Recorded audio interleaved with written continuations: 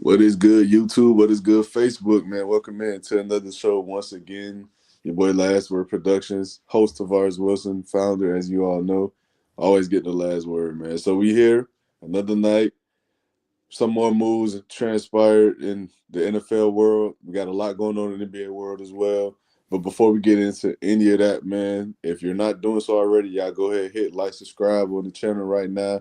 Hit that bell notification, be notified whenever we go live. Y'all already know what it is. And let's get right into it, man. But firstly and foremost, as we all know, gotta shout out my guys, man, who join me every week. I always much appreciate, always much love. Got Breeze here hit me right now. Breeze, how you feeling tonight, bro? What's the word, brother? I'm chilling. Let's get to it. For sure, for sure. Hopefully we have some more joining up soon. We'll see. But regardless, the show goes on. So with all that being said, big trade did occur. I believe it was the day before yesterday or yesterday, if I'm not mistaken. My Miami Dolphins sent wide receiver Jalen Waddle, 27 years old, to the Denver Broncos. In exchange, the Dolphins do receive massive draft compensation. They did get the first round pick from the Broncos this year, the 30th pick. They also got a third round pick, was the 94th pick, and they also swapped picks in terms of the fourth rounder. So they received the 130th pick, and they in exchange they send Waddle and the 111th pick. So with all that being said, Breeze, before I get into it, I want to hear your thoughts on the trade, bro, for both sides. What do you think of the move for both parties? Well, number one for the Broncos, we can clearly see that they're going all in. Um, we know that there were better options out there, like in AJ Brown, for example, but with a young leader of your team like Bo Nix, you don't want that toxic energy that comes, associated with an AJ Brown. Not saying that he will go there and, mess up the camaraderie in the locker room, but from what's been going on, you don't want that in your locker room. And Jalen Waddle has been up and down, the past couple years, but there's never been a question of his character or the way he handles his business or conducts and goes about his business. So um, we know in Miami the up and down saga with Tua, it'll be hard to flourish there. I personally think that he wasn't really used to the best of his ability because of the deficiencies in Tua's game. At least in Denver, you have a quarterback that can really push the ball and get receivers the ball in space. I think this is going to be a huge move for Bo Nix. You can see that they have faith in them, they believe in them, and they believe they can do a lot of special things because they really were. If not for Bo Nix' injury, I really do believe they could have beaten the Patriots and been in the Super Bowl. I really do believe that the Denver Broncos were that good last season. You bring in a Jalen Waddle, who's a solid guy, very good locker room guy, not a slouch at all. And you add him to an offense that's rolling. Um, you get him in the offseason, you bring him in, and for what it's worth, it was a really good deal. Do I think they overpaid? Yeah, I do think they overpaid, but when your Super Bowl window is right there, I don't think there's any such thing as overpaying because the window is open. You got to maximize when you can maximize because the way it's looking, Bo Nix is going to be one of those quarterbacks. If he keeps on this trajectory with the new CBA, I mean, with the new salary cap and everything going up, he's going to be a $65 million quarterback. Even though people may not think people may not believe he deserves it, but that's what the market is going to dictate. So yeah, they're maximizing, they're going all in. For the Dolphins, it's a great deal because the Dolphins are in a complete burn it down and start over situation. I know he's a fan favorite in Miami, but you're not winning much with him than you will without him. You guys are starting from scratch. It's going to be a couple top heavy drafts that's coming up talent wise. So it's a good chance to restart, man. So I do think with the situation that the Dolphins were in, salary cap wise, and everything that's going on, it's smart to unload them. You get some draft picks, get some compensation, and you get kickstarted on your future, man. So it's a win win on both sides. I'm not gonna lie to you. I like the move. Okay. Uh, for me personally, I'm gonna speak for a Dolphin fan's perspective, and I want to say this. I seen a lot of people upset about this move. A lot of people, as you alluded to, Jalen Waddle was a fan favorite. He was a household name, someone people enjoyed watching. You know, the touchdown celebrations, the big games here and there, whatever the case may be. But the fact of the matter is, he was never going to fully flourish into the player he possibly could be in Miami. And I've said on multiple occasions, yes, I think Jalen Waddle could be better than what he has shown. And I think that goes for also the fact that the situation did not do him any favors because before Tyreek Hill got there, the man set a record in catches throughout the first two seasons of a career, and as well as he was a 1,300-yard receiver when Tyreek Hill got there. But once the targets and you feel me, the injuries caught up to him a bit, that just went south. And he just no longer seemed to be a real focal point of the offense. It just seemed to always be either Devon Achane or Tyreek Hill. And that's not to say Jalen Waddle can't play, but it is to say there was a clear game plan and he didn't seem to be a part of it more often than not. Now, I will say this. When Tyreek Hill got hurt, when Tyreek Hill wasn't out there, Jalen Waddle looked a lot better. When his number gets called, he puts up the performances. So I can't sit here and tell you he doesn't have the potential. But with all that being said, people have to realize this, man. As a Dolphin fan, I got to realize it was a burning ship. It is a burning ship. It was going down here. There's no reason to hold on to a receiver that's making almost $30 million annually. There's no reason at all. So what do? You go out and get what you can for him. They got a hell of a lot for him, if you ask me. And now you have 7 draft picks within the first 2 days of this year's draft. I mean, you can't ask for a better reset starting point than what they're receiving right now. This is a loaded draft with a lot of talent on the defensive side, in my opinion, especially. You got a lot of guys that could come in and help that side of the ball tremendously right now with the defensive mind and coach Jeff Haley. So you have to maximize the plays you have. Now, here, I mean, I know some people are, you know, predicting, or I should say, they're anticipating Devon Achane being traded. I know the reports right now is that they don't plan on moving him, but again, there's no real reason to have the man on the roster. You're going to be in a rebuild for at the very least the next 2 years. He's going to have to be paid either this coming offseason or the next. So what are we doing? You already have $175 million in cap hit that's dead money. So I just don't see the point of holding on to guys, and that's why I support this move in terms of the Dolphins because, bro, it wasn't working. I said this to y'all last time on the pod, bro. When I first started the podcast, the first thing I said about the Dolphins is if it does not work this season, blow it up. That's what they're doing. So I can't be mad at when you're seeing household names or fan favorites being traded. I can't get mad at it.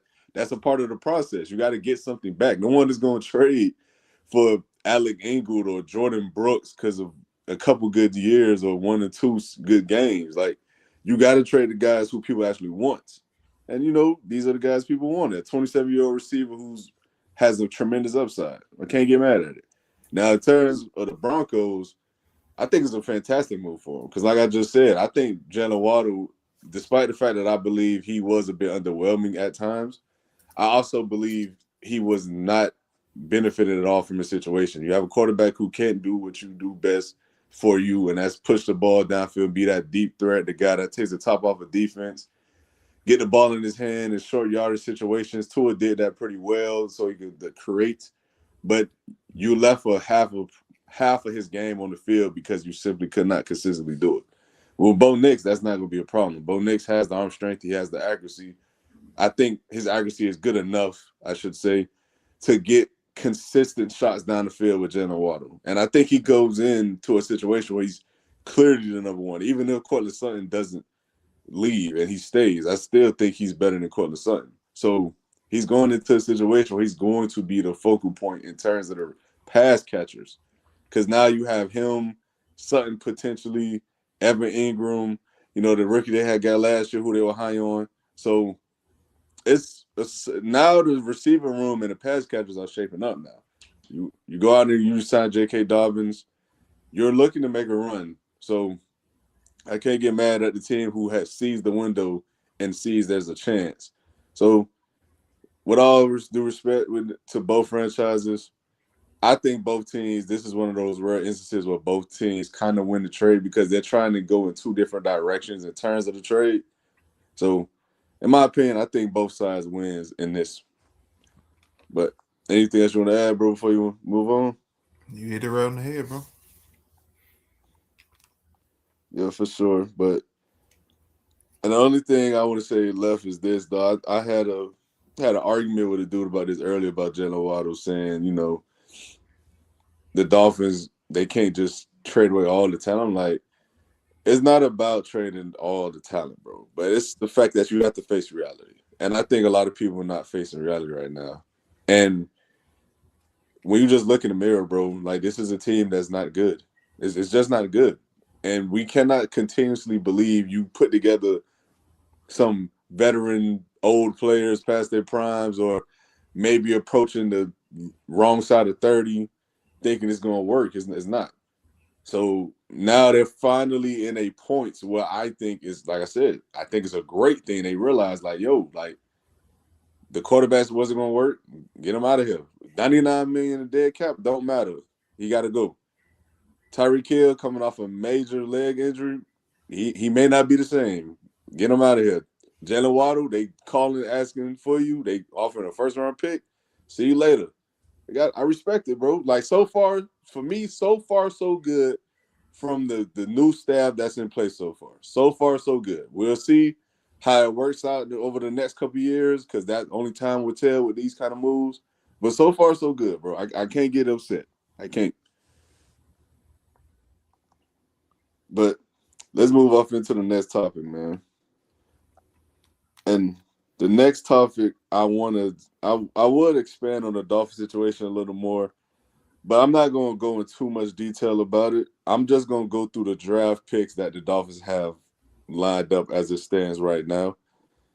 So, as it stands right now, the Dolphins have, like I said, they have 7 picks within the first 2 days of the draft. That's the most in the draft. They have the 11th pick, the 30th pick, the 43rd, the 75th, the 87th, the 90th, and the 94th pick. This just seems to me like they're going to go one or two ways, Breeze, in my personal opinion.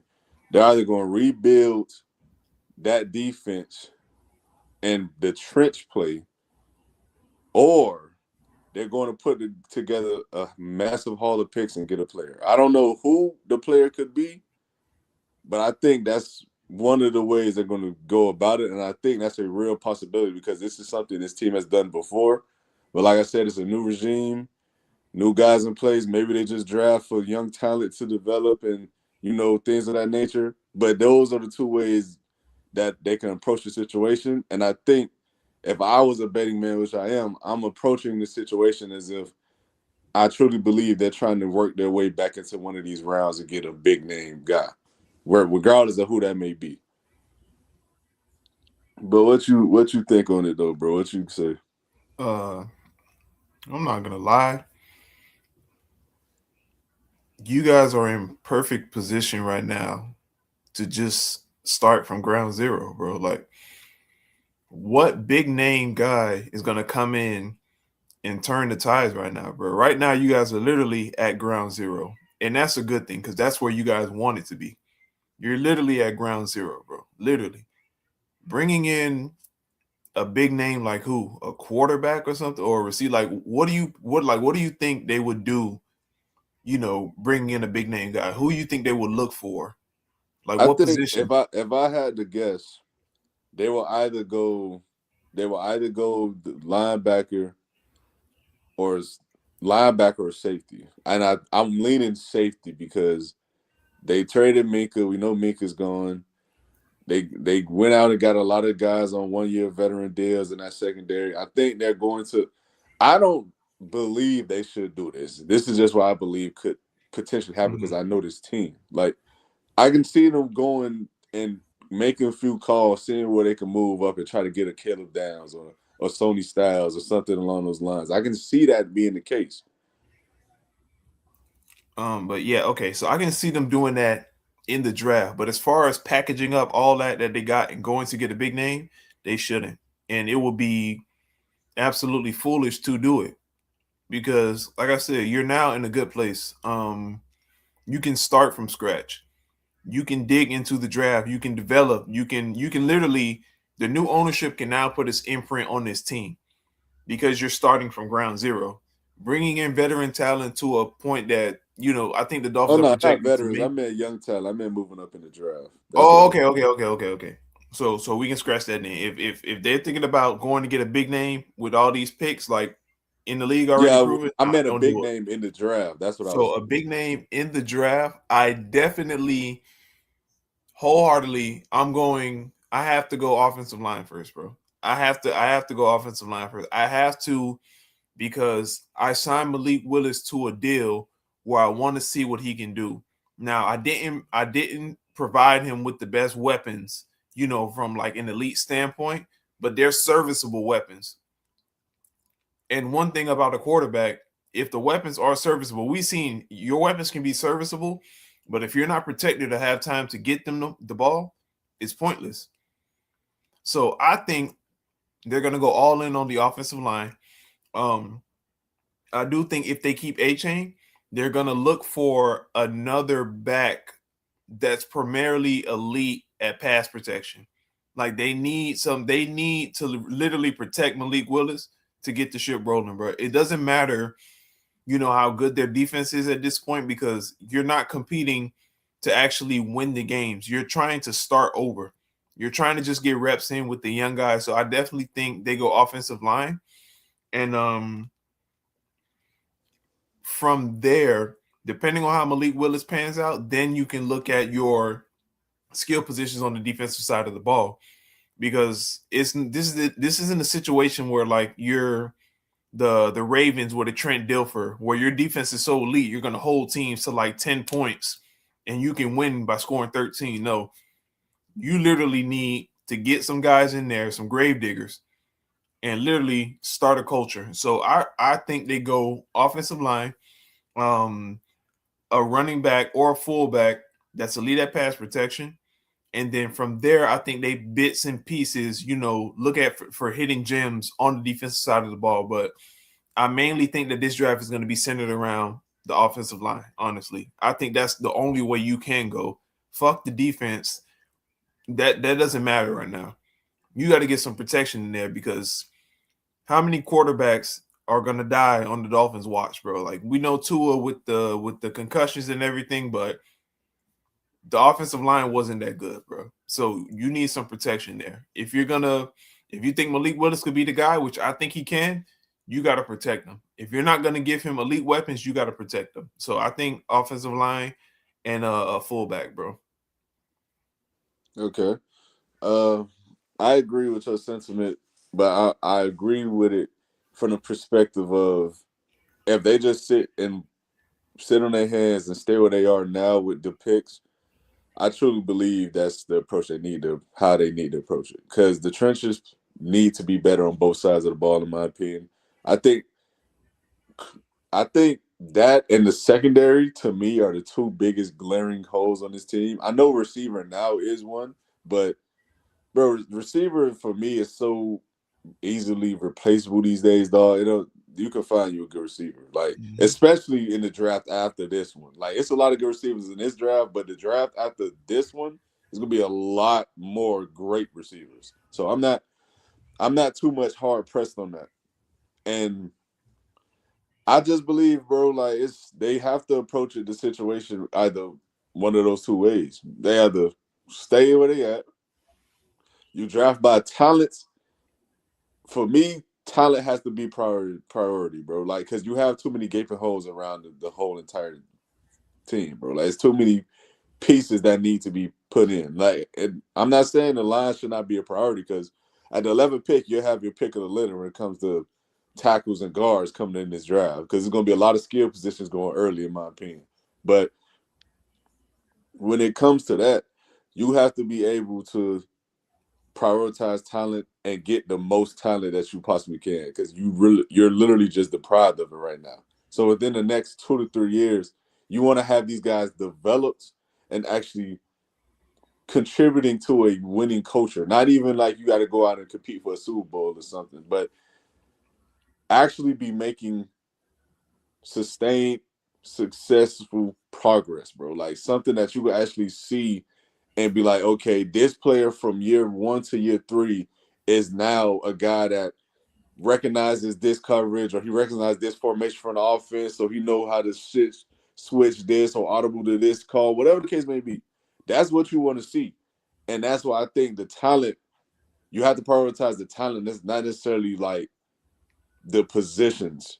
But like I said, I agree with you in terms of we're just talking like what the team needs directly. I agree completely. The trenches, the offensive line, the tackle, all that shit need work. I mean, I think Paul for us last season grew. You know, the left tackle, second year player, I think he grew a little bit. I do think at this point in this day and age, I think our right tackle, Austin Jackson, I think he's on his last leg. This will be the last season for him, I believe.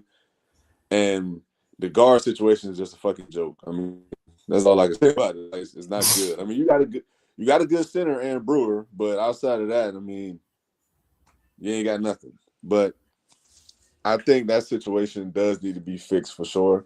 I just think they can't be choosy, bro. I think they have to just draft talent, dog. I think they have to, because you're so depleted everywhere when it comes to talent. Like, this is a bottom 5 roster in the league right now as it stands. Like, and again, that's not me saying I want to see them go out and compete, because I'm hoping they get the first overall pick next season. I really am. But it's at the end of the day, you got to start building this talent, bro. You can't accumulate all these picks and not prioritize getting the most talent you can. I And just feel so. that's why I said to you, Breeze, I truly believe these collection of picks, I think they're gonna try to move up and get them a guy. I really do. Though I don't know if I agree with that, but I wouldn't be shocked by it. But like, at what cost though? Like, because when you get that guy and you put him in this, this position of like ground zero, what are you looking to accomplish?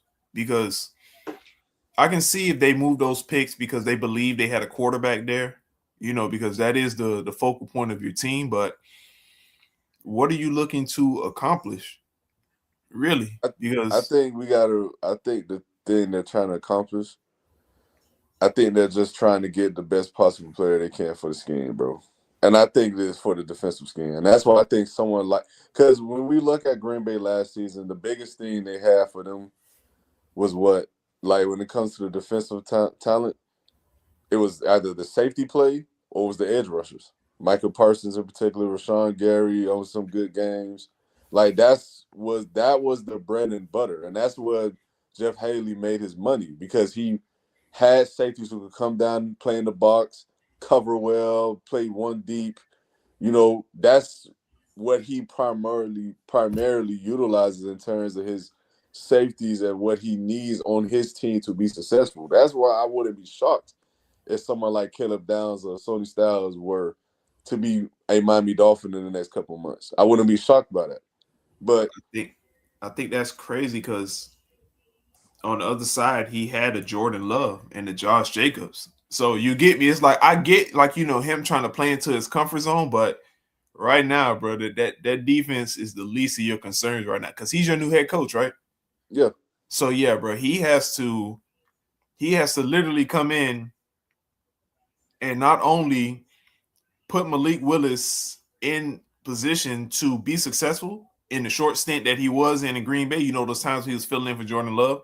Not only do you have to do that, but you have to do that and protect him. mm, So with the Dolphins knowing that this season is going to be a wash, basically, like you're just literally at this point, like we said, you're starting from ground zero. No one is expecting them to go out there and put on defensive master classes or build schemes defensively. They don't want to see good defense, bro.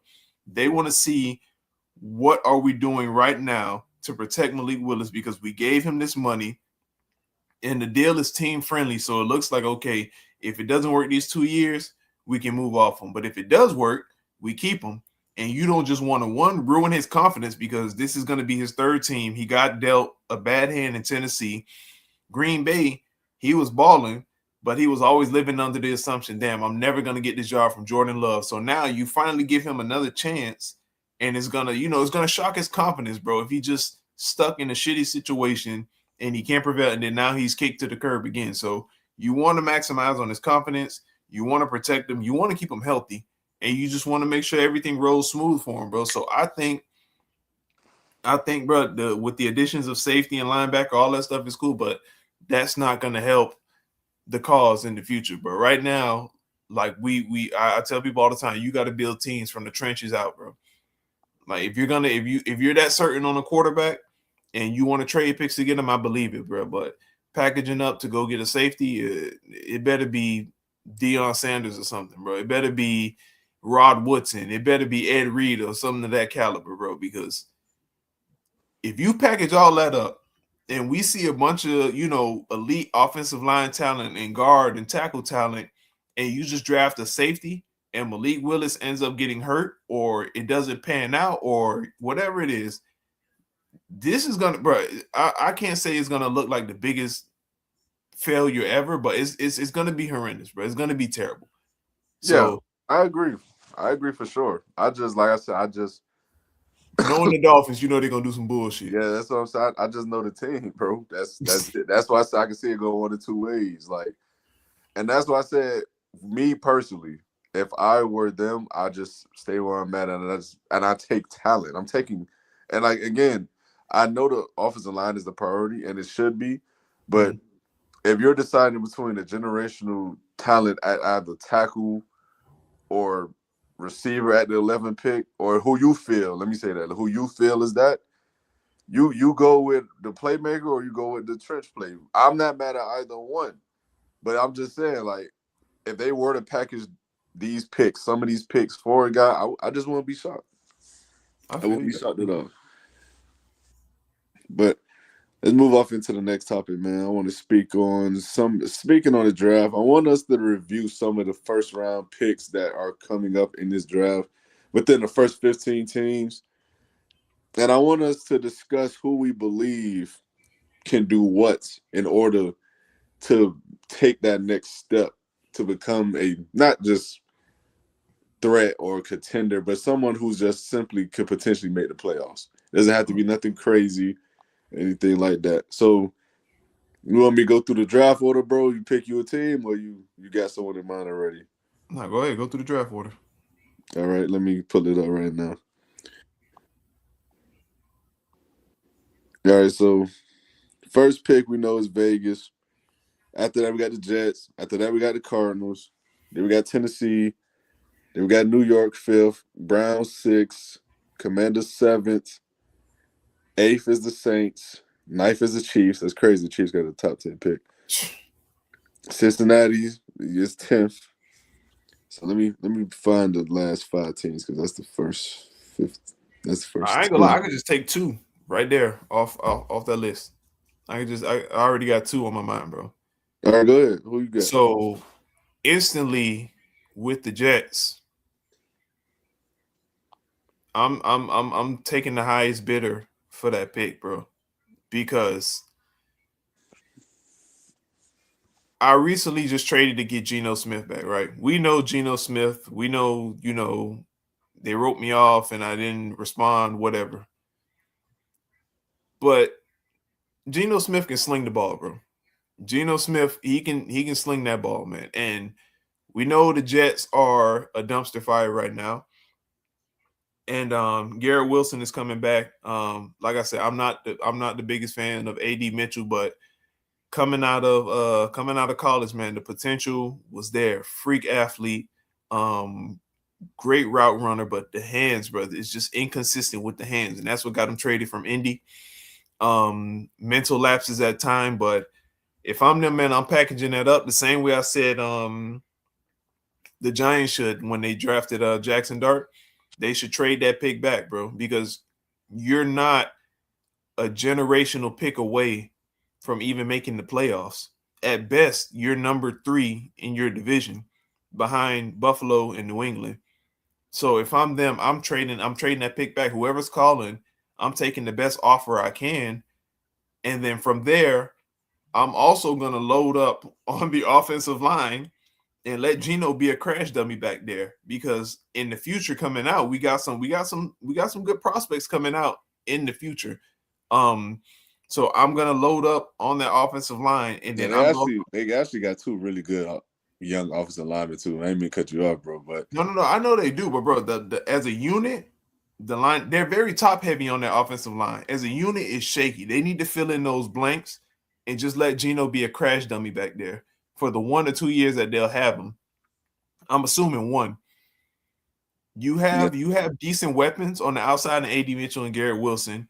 Brees Hall, I don't know what Brees Hall is going to be moving forward. I don't know if he's still in love with the game of football. There's a bunch of rumors surrounding him. Maybe you can go late round and get a back or something, to compliment him or to lift the workload off of him. But it's gonna start with that protection, bro, and you just need to see pieces moving forward. Start with that protection, and then on the defensive side of the ball, which is I forgot the coach's name, Aaron Glenn, right? yeah, yep. Yeah, AG, defensive mastermind. Let him cook. Let him cook in the draft. Let him pick out his guys. Let him work on that defense, because that's the only way right now the Jets are going to be competitive right now. They have a serviceable quarterback. Lost. I don't even count the Vegas stint as something, because we know what Vegas was, bro. That come on, bro. I don't think anyone would have succeeded there, bro. Hmm. So you have a quarterback there who, for what it's worth, he can sling that ball. You got Garrett Wilson, who's a baller, coming off injury. I'm pretty sure people are sleeping on him now. He's eager to get his name back out there as a really good wide receiver. AD Mitchell is solid. You got Brees Hall, who's a very good dual threat back, catching the ball and also running the ball. But that defense is going to have to step it up. And we saw when Robert Saleh was there, they had a pretty good defense. They shipped out multiple pieces. They shipped out Quentin Williams, and they got rid of a bunch of things. So now you got Aaron Glenn, who's a defensive mastermind. Let him revamp that defense. Let him put his stamp on it. So trade that pick back. You can get a lot back for that. They got the number 2 overall pick, right? Yeah, Yeah, you can get a haul for that number 2 pick. So trade it back, and then you go from there. And with the Bengals at this point, bro, they need one thing, and that's to protect Joe Burrow, bro. I really see Joe Burrow, and it bring me to tears, bro, because I see the Andrew Luck situation, bro. I see it's the same fucking thing, bro.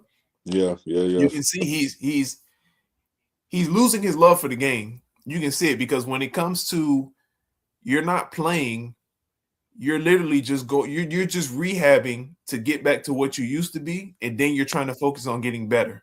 But from rehabbing so much, you're just overcompensating for injuries, and it's with the turf toe. Remember, I think he tore an ACL in the NFL, right? Yeah, Or was his it first year. he tore an ACL? It's a bunch of And injuries then and yeah, he knickknacks. had remember he had the pitcher's arm injury. Yeah, but it's so much piling up, bro. So get him some protection. Like Joe Burrow, for what it's worth, the Bengals have shown they can go out there and score 40, but they also shown that they're going to give up 45. But if you want to have a chance, you got to start with protecting Joe Burrow. So they also have to address. A lot of teams got to address offensive line, bro, but Bengals specifically, because now in that division you got T.J. Watt, you got Myles Garrett, and Trey you got Hendrickson. Trey Hendrickson on the Ravens now. No, Trey Hendrickson went to the Ravens, right? Yep. Yeah, Trey Hendrickson on the Ravens. So he's seeing death every week, bro. So those two, we already know what the Bengals can do offensively. I'm not worried about Jamar, T, and Joe. I'm not worried about that at all offensively, but you got to protect them. And I think if they protect them, they're right there in that division, bro. Between Pittsburgh, Cincinnati, and Baltimore, it's going to be a bloodbath, bro. And I wouldn't sleep on the Browns to make it competitive, because they'll win 3-4 games, but that defense is something serious. So Cincinnati, man, offensive line, and then you could pick up some nice defensive pieces. I wouldn't trade up to get defensive pieces if I were them. I would stay put, and then I would address the offensive line first and foremost. And they can, defensive piece fill in from that. But at least you got the ultimate security blanket in Joe Burrow that can get you 40 points a game. So you need to protect them, bro. Just those two. I think those two teams, in order to actually make things happen, they got to make those moves, bro. That's rule number one. Yeah. For me, man, I'm gonna stay within the division of Cincinnati. I'm gonna start with the Browns, and the Browns actually have 2 picks in the first round. I'm gonna start with that 6 overall pick. I think that is yet again another team that needs to address the trenches. And I think Francis Maga or Spencer from I believe what are you, Utah? From Utah, right? Yeah, I believe either one of those guys could come in and just completely help save this situation. Being the fact that I believe they've lost every starter on that offensive line outside of one guy. I know they went out and got some guys, but they still got a lot of work to do. I think they could go out and get either one of those dudes. And with the 24th pick, I mean, you could have a pick at almost damn near any receiver you want at this point. I mean, I think I think Amari Cooper Jr. will still be there. I think Denzel Boston will still be there. They might have a chance at Makai Lemon. I'm not sure. We'll see.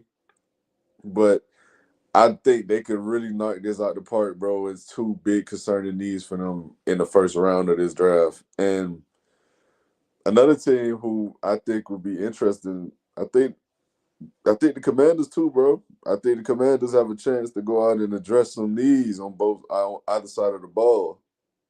Excuse me.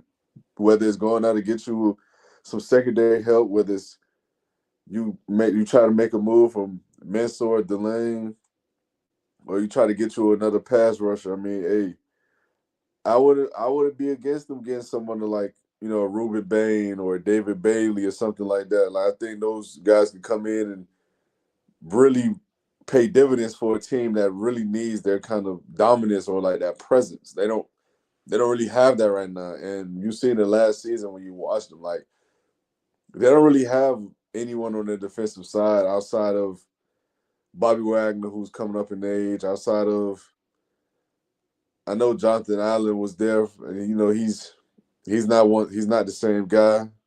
So it's kind of tough, bro, when you have a front seven that's. I mean, Luvu plays well for them. He's okay, but that's it. You need something else. You need a consistent pass rusher, bro. Someone who can get after the quarterback, or someone who could match up man to man consistently. They thought they was getting out of Marshawn Lattimore. They got the complete opposite. Yeah, So and their division is a lot like the AFC North, bro. That division is gonna be a bloodbath as well because we know Philly is Philly, but Philly is going through growing pains. Dallas is Dallas, but Dak, CD, and GP, you can't sleep on it. Um, the Giants are up and coming. Jackson Dart looking good. Cam Scatterboo coming back. Malik Neighbors coming back. You still got Dexter Lawrence on there, who's elite. Like you, bro, it's gonna be a fight for that division, bro. Because any given Sunday, you don't know what can happen. So, yeah, and for sure. and with Jaden Daniels, you gotta protect him. I keep saying protect these quarterbacks, but he's another guy. He's been getting tore up his whole career since college. But you gotta protect him, bro, because you can see for him to be, I think he's like what 175, 185. Yeah, Like, come on, bro. You come on, man. yeah, Come for on. sure. I agree.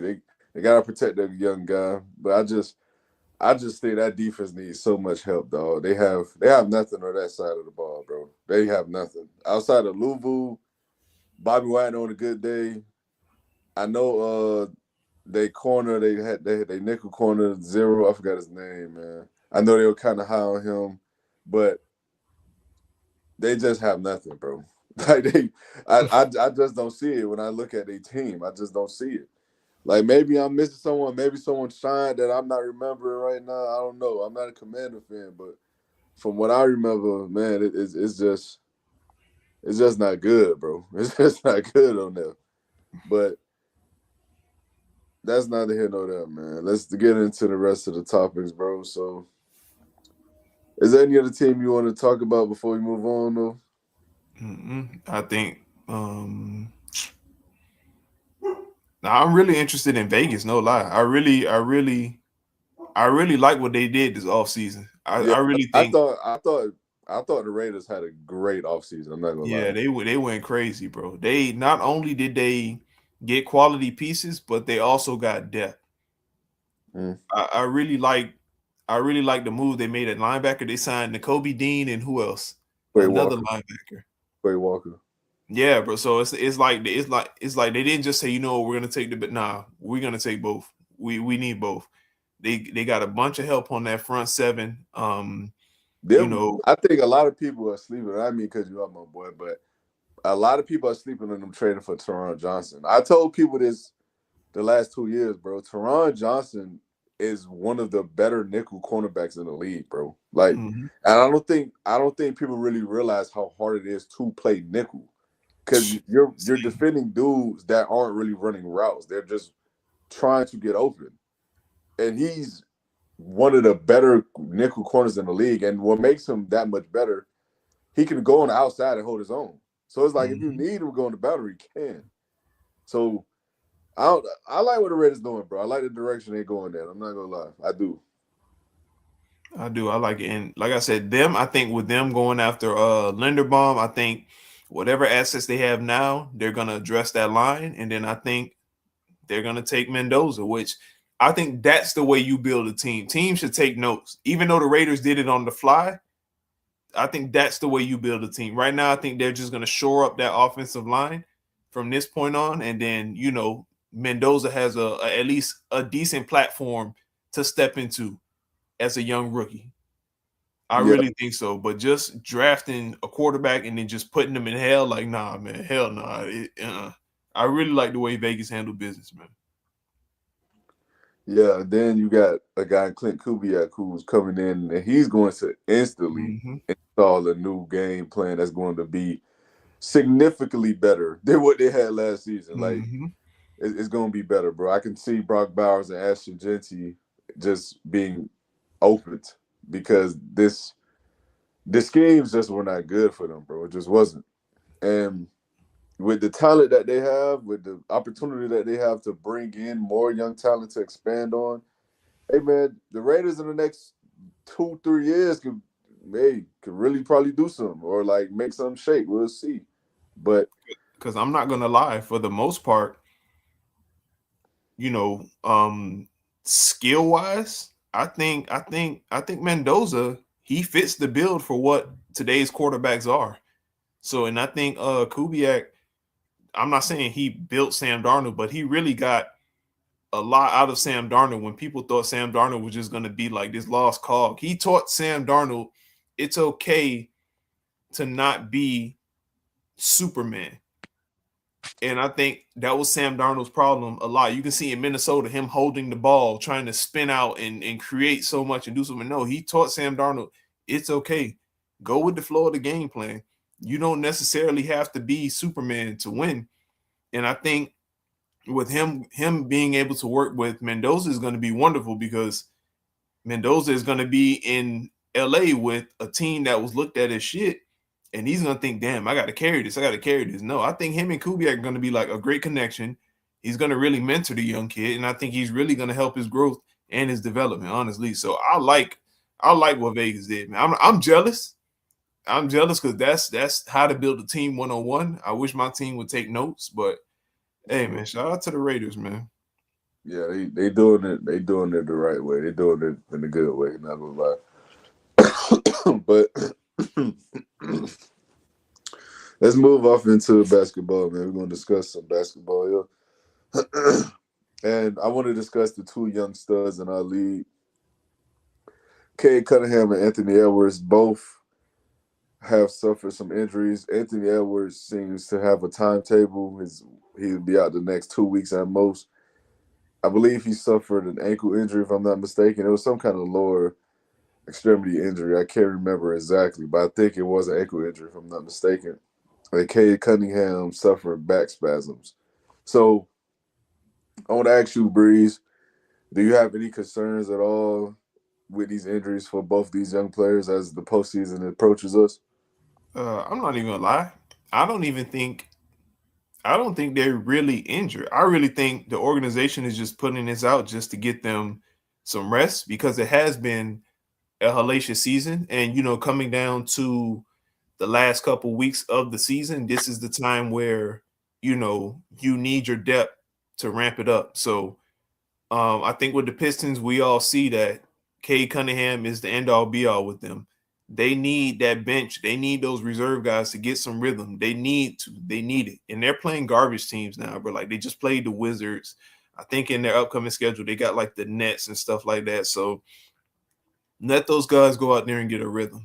Same thing with the Timberwolves. Like right now, I think they're playing who are they playing right now? I just saw, but they're down the stretch games are just like garbage right now. So I think this is kind of like a blessing in disguise. Of course, you don't want your star player hurt, but going into the playoffs, you set your rotations. You're probably going to run 9 men deep at the most, and you need all 9 of those guys to have a rhythm. We know Anthony Edwards and Cade Cunningham. It doesn't matter. They can miss 2-3 games. They're going to come back because they're going to go out there. They're going shot hunting. They're going to do what they do. But you Mhm. need those players like Minnesota needs a Julius Randle to get it together because he's been in the slump. They need Rudy Gobert to get it together because he, for some reason, can't catch the ball, catch alley-oops. They need Jaden McDaniels to get it together. He's been in a slump. On Detroit side, they need Duncan Robinson to get it together. Asar Thompson needs to get it together. Tobias Harris needs to pick it up. So I'm not worried about it at all because it is, like you said, the end of the season is creeping up slowly. Everything is set in stone. At worst, I know, Boston, I think if we win tonight, we're 3 games behind them for the number 1 seed, but we'll see how it goes, man. So I think it's no big deal at this point. I think this is actually the perfect time. So a lot of those backups and reserves can get, some rhythm going with the ones because in the playoffs is a whole different monster, man. This regular season stuff doesn't matter when that playoff is around the corner. So I appreciate the coaches, taking the high road and letting them get some rest because the highlight of the season is around the corner. So I'm not worried at all, unless it's something like an ACL or an Achilles or something. Back spasms are gonna come and go, bro. So I'm not worried about it at all. Okay. Well, for me, man, I gotta say this about Jaden McDaniels. I've been impressed by Jaden McDaniels this season. He's shooting career highs. He's definitely expanding his offensive game, and I love to see that because I was a fan of his game. Because I always believe that the guys who are defensive minded, defensive players will eventually either become boom players or they'll just simply be a bust player. And that's why I've always been higher on guys like Jimmy Butler, Isaac Okoro, Alex Caruso, and now Jaden McDaniels. Hell, even Vando at one point with the Lakers now. Like I just believe that those guys can really make themselves into something that could contribute to a championship team. Sometimes it works, sometimes it don't, as we see. But I gotta say, with Jaden McDaniels specifically, I've been impressed extremely by him this season. But as far as Anthony Edwards go, I agree with you. I don't think it's anything serious. I think it's completely precautionary, and I think it's just to reserve their player, their great young player, until it's time for them to actually play some meaningful games again. And but whatever that looks like, whatever they think that may consist of, because right now they're the 6th seed. We'll see how it go for them. But on the Detroit side, I'm a bit concerned because back spasms are something that can come and go, but that's the problem. They can come and go. Mm-hmm. And this could be something that could potentially get him out of his game and out of rhythm in the midst of battle. Like this could be something that hinders him from being able to get to a certain spot or get him out the game completely. So that's something that I think the Pistons have to be a bit weary of because again, it's not nothing serious to the point where you're going to sideline him for multiple games or something like that. But it is something that you're going to be cautious over. And when you're in a hard fought game 6, game 5, it's going to get physical. And there's no telling how your body may react. So this is going to be something that I think the Pistons have to key in on and actually give focus to because, like I said, you don't know, bro. Like you don't know what it could mean down the road from 2, 3 weeks from now, a month from now. Like you really just don't know. But as it stands now, I think neither team should be worried. I don't think they need to be concerned about it. Mm-hmm. I But get you. I agree with but let's switch to the one team that has clinched the playoff position, and that is the OKC Thunder. SGA went out there and now holds the record for the most consecutive games for 20 plus points or more.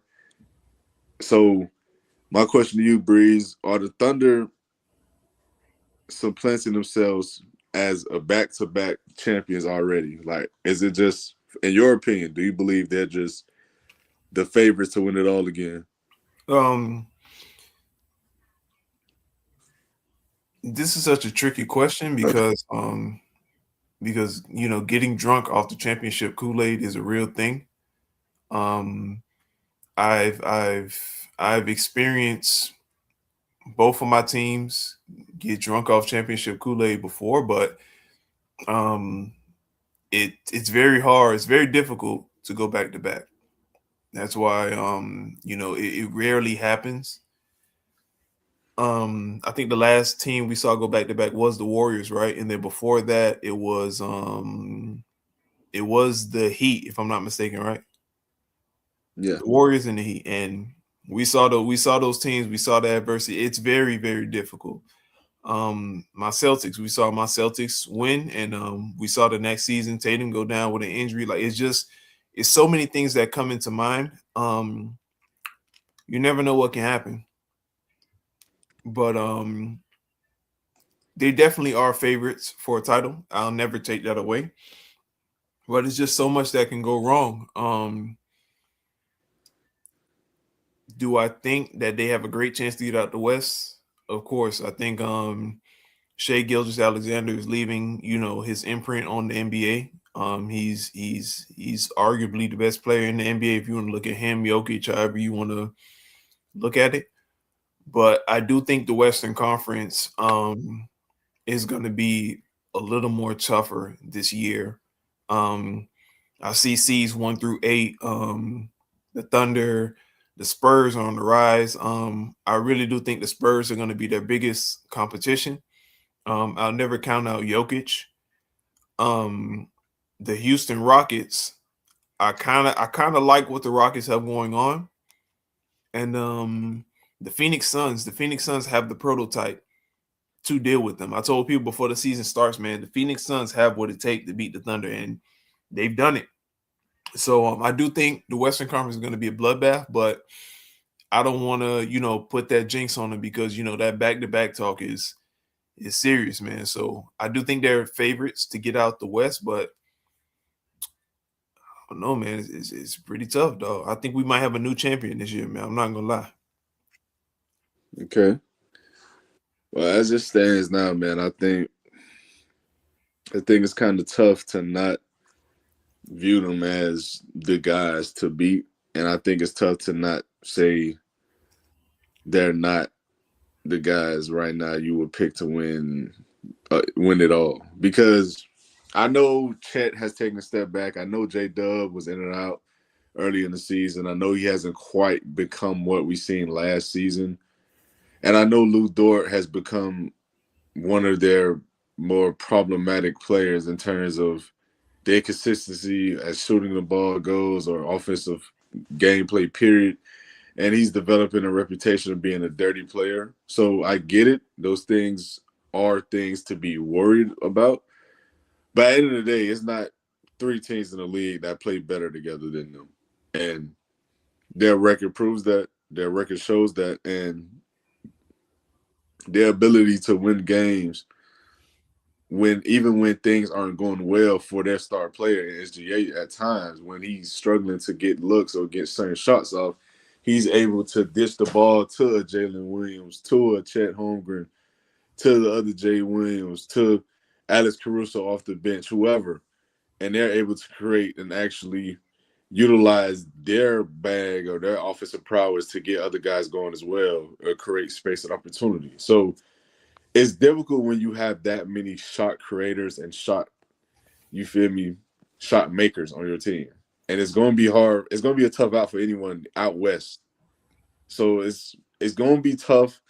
I think the best bet are the Spurs because the perimeter defense they have with guys like Steven Castle, Devin Vassell, Victor Wembanyama, of course, being the presence he is and the interior. Like it's gonna be tough.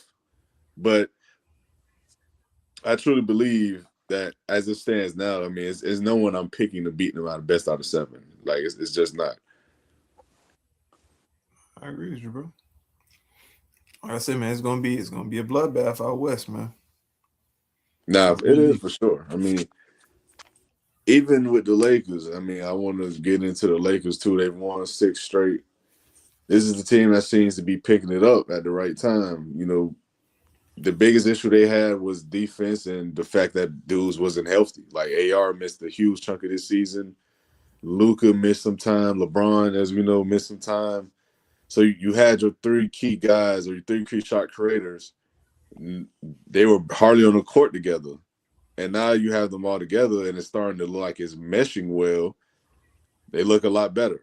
So it's a lot to go on out west right now. It's a lot of things happening, and it's just so many ways you could look at these storylines and these games and be like, you can really see this team competing, and then on the other end, you can be like, I can also see them losing in the first round. Like you can Mhm. see this, Definitely. but you got anything else you want to add, bro? No, but like I said, it's gonna be interesting, man. It's gonna be really interesting. Yeah, but my thing is, last thing before we head out, man, I want to ask you about what you think of Cleveland and what they've done thus far. Do you still think they have a chance out east? Oh, definitely. I love the moves that they've made. My main thing is, and I would tell people this all the time, people who would tell me things like they don't know what's wrong with James Harden or what he has going on. And I tell people all the time, bro, the man is burnt out. He's burnt out, bro. That play style, it doesn't work. The play style that he revolutionized and made famous, because people would like to say Steph changed the game of basketball, but James Harden hit, bro. All these young dudes that you see playing ball, that's James Harden, bro. All these young guys with the isos and the step backs and the dribble and all this stuff. It started with the Euro players coming in, and Manu Ginobili brought it in, and Paul Pierce took some and built on it, and it's different player. But bro, right now, the players that you see in the league, these guards, these are James Harden move, bro. The step backs and all that stuff, bro. That's James Harden. And if we're being real, in his heyday, James Harden was playing like 70 games a season, putting up 35. And with that play style, bro, dribble, dribble, dribble, dribble, dribble, dribble, dominating the ball, playing on teams full of role players and carrying them to deep playoff runs. And when he gets in the heat of those deep playoff runs, you can see he's burnt out, bro. He's tired. Even Kobe said it. That play style isn't sustainable. Dominating the ball like that, being one person on the ball, the one time that they did give him somebody that can help him take the responsibility off of him was when they played against the Warriors and it went game 7, but Chris Paul hurt his hamstring. That was Mm-hmm. the one time that you saw it work. So I say that to say you move towards him going to Brooklyn. KD and Kyrie are the number one options, but James Harden gets hurt. Kyrie dealing with the COVID sitting out situation, doesn't go anywhere. James Harden hurts a hamstring, they lose to the Bucks. You go to the series with Philly, and when they play Boston, Embiid wins an MVP with James Harden. Jared Allen becomes an All-Star with James Harden. If Embiid doesn't go out in Game 7 and put up like 15 points, they probably would have beaten us that year. And I'm a Boston fan. They had our number, bro. That was a tough series.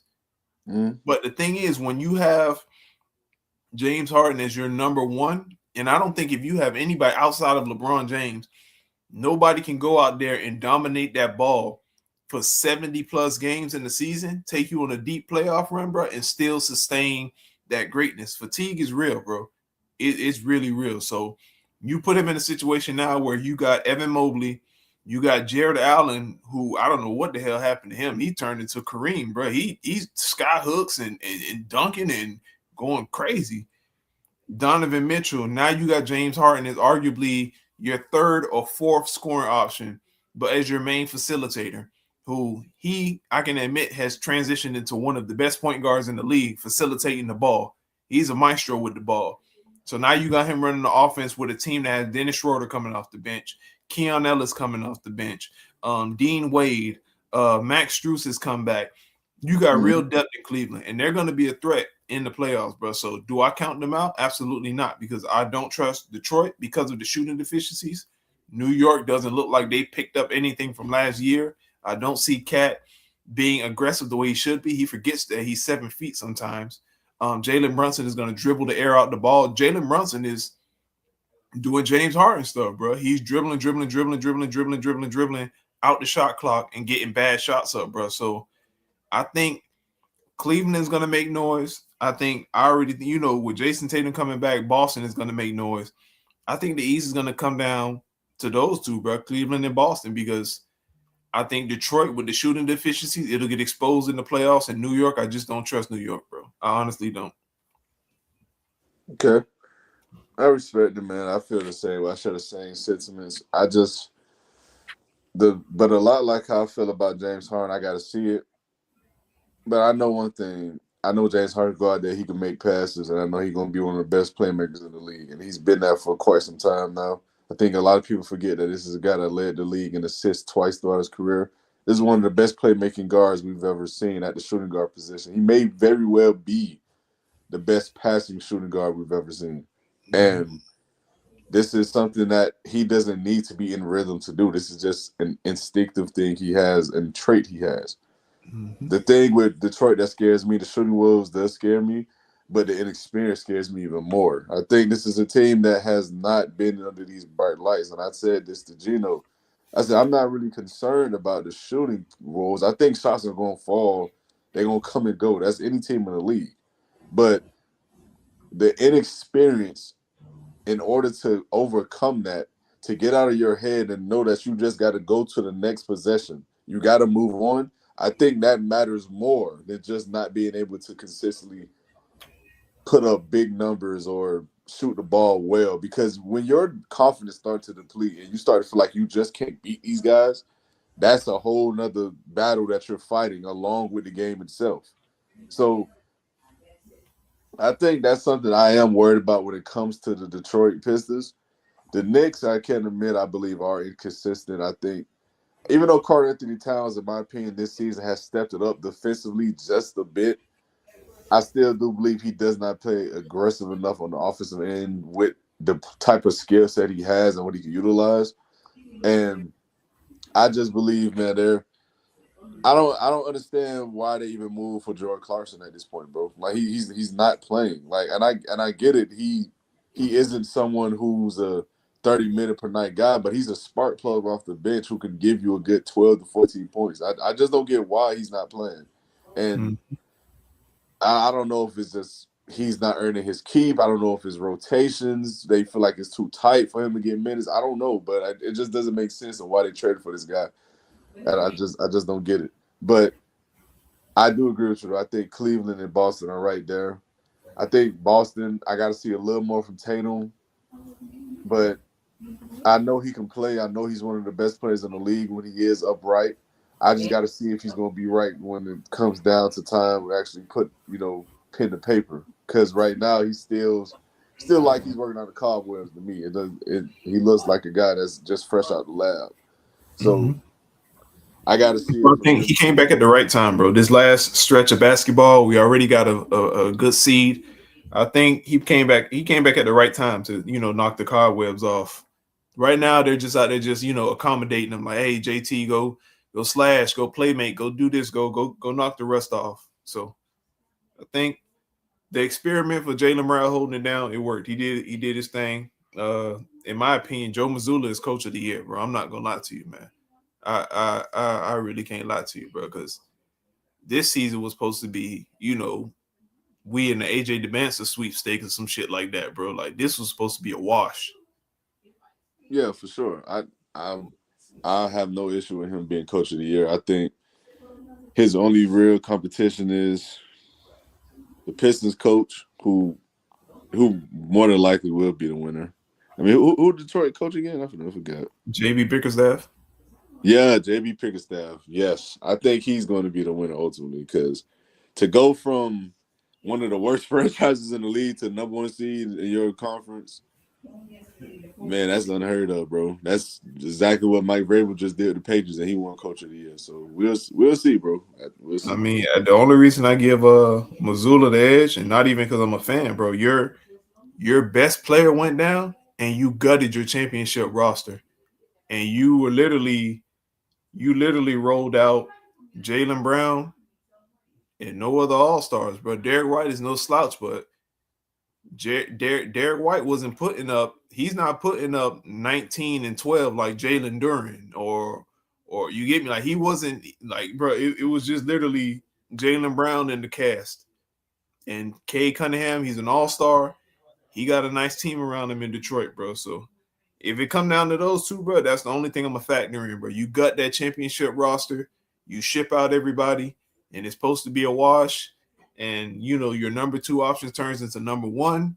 It's in the MVP consideration, bro. I gotta roll with that, bro. I roll with it even if it wasn't my team, bro. That I ain't gonna lie. I thought he was overrated at one point. I called him a talent merchant, but to see what he did this year, bro, he earned his keep, bro. He earned it. I thought he was like a Steve Kerr type of coach, bro, but he earned it, bro.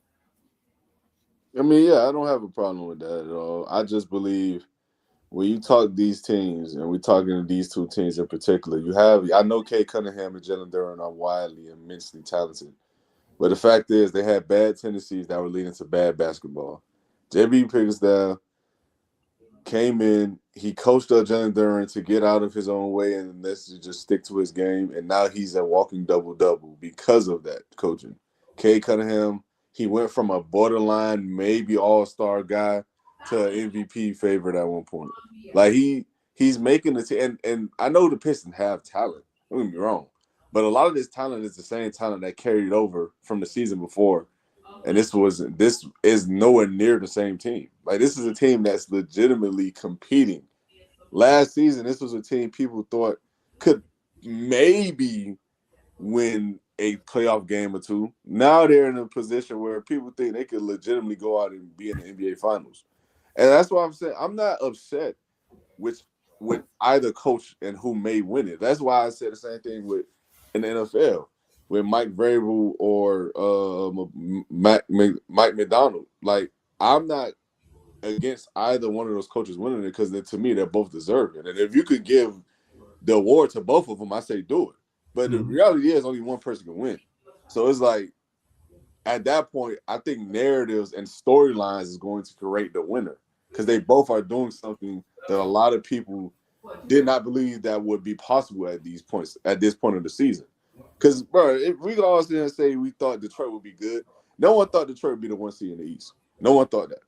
No one thought Detroit would be a team that could actually be in contention of competing for a championship, especially with the young talent they have. They have no real veteran presence outside of Tobias Harris, and that's not saying nothing. So again, for me, like I'm not mad at either guy winning it. I wish nothing but the best for both coaches because I think both are doing a hell of a job. But it's either or for me, bro. It really is. I really can't call it either way. Yeah, But it's gonna be crazy, bro. yeah, for sure. But that's gonna be it for the show tonight, guys. Hey, I appreciate y'all tuning in once again. Those who did tune in. If y'all are still watching, man, y'all be sure to hit like, subscribe on the channel right now. Go follow me on my other platforms, man. LastWord Productions is the handle across the board. And keep in mind, we are doing a giveaway of merchandise for the show, as well as a signed autographed basketball from an NBA player, man. So if you're interested in any of those things, follow me on my platforms. Let me know you follow me, and you get you feel me, your name put in the raffle, man. So you got anything else you want to add, Breeze, before we head up? Same thing, man. Appreciate y'all for tuning in, man. We consistent. Y'all stay consistent. Thank y'all for following, man. So, all right, my boy. All right, bro.